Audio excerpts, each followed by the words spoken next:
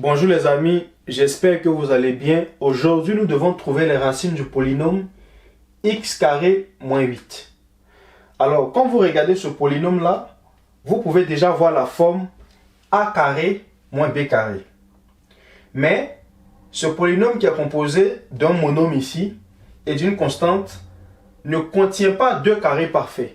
Donc, la première étape ici, c'est d'écrire ces deux expressions-là sous forme de carré parfait. Donc la constante et le monôme. On y va. 6.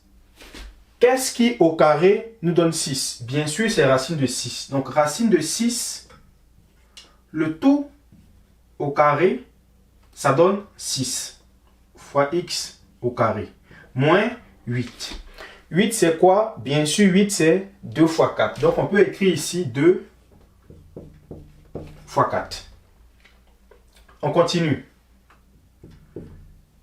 L'expression ici, racine de 6 au carré fois x au carré ici, on peut l'écrire comme x, racine de 6, le tout au carré, en utilisant bien sûr notre propriété des exposants qui nous dit que a carré fois b carré, c'est égal à a fois b, le tout au carré, où a, exposant n, fois b, exposant m, n plutôt, c'est égal à ab, le tout, exposant n.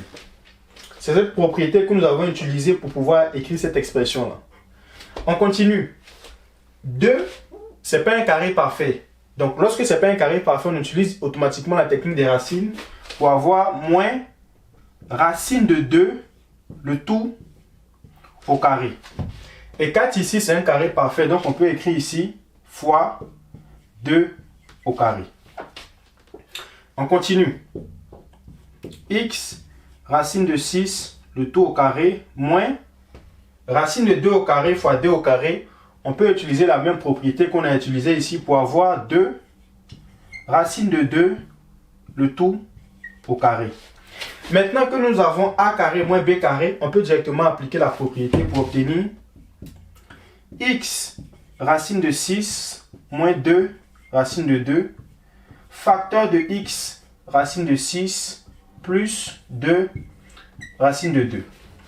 Maintenant, il ne faut pas oublier que la question de départ, c'est de trouver les racines de ce polynôme-là.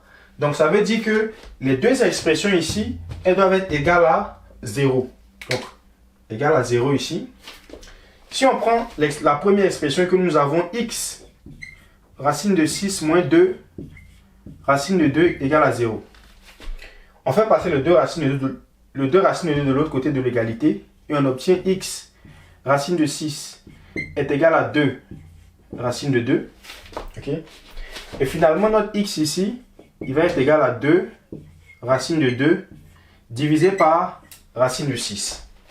Bien sûr, on en est racine au dénominateur. On peut multiplier par la racine en haut et en bas pour obtenir x est égal à 2 fois racine de 2 fois racine de 6, donc racine de 12, sur racine de 6 fois racine de 6, ça donne 6. Ce qui est égal à, on a un 2 ici au numérateur et un 6 au dénominateur. On peut simplifier l'expression ici par 2 pour obtenir racine de 12 sur 3. Okay? Et racine de 12, 12 c'est quoi? C'est 4 fois 3. Donc c'est la même chose ici que racine de 4 fois 3 divisé par 3. Et bien sûr la racine de 4 c'est quoi? C'est 2. Donc c'est plutôt 2 racine de 3 divisé par 3. Voici ici notre première solution. Au lieu de refaire tout le calcul pour la deuxième expression, on sait juste ici que c'est un changement de signe. Ici c'est un moins, là c'est un plus. Donc notre deuxième x, par exemple si on appelle ici x1, le x2, il va être égal à moins x1. Donc x2 va être égal à moins 2 racine de 3 divisé par 3. Voici ici les racines de notre polynôme p de x.